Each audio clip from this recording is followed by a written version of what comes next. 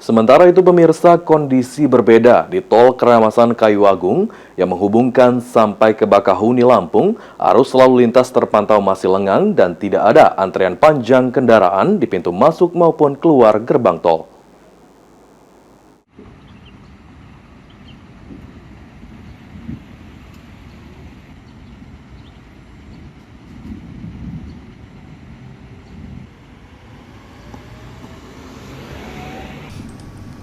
Arus balik lebaran di Tol Keramasan Kayu Agung terpantau sepi, jauh berkurang dibandingkan saat hari terakhir libur panjang lalu pada tanggal 24 Maret.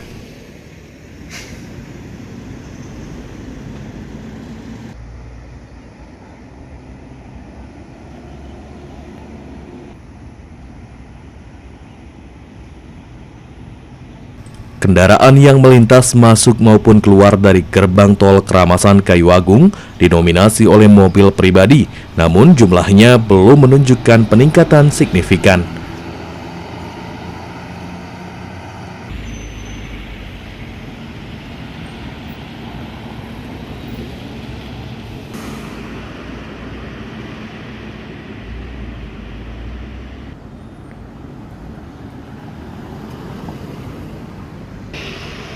Menurut Ibda Gandhi, selaku Kepala Pos Pelayanan dari Polres Ogan Ilir, kondisi arus balik hingga saat ini masih dalam kategori terkendali, aman dan kondusif. Namun demikian, pihaknya masih bersiaga di lokasi gerbang tol Keramasan Kayu Agung untuk melakukan pemantauan. Diperkirakan, peningkatan volume kendaraan, khususnya roda 4, akan terjadi pada hari Minggu seiring berakhirnya masa libur Lebaran.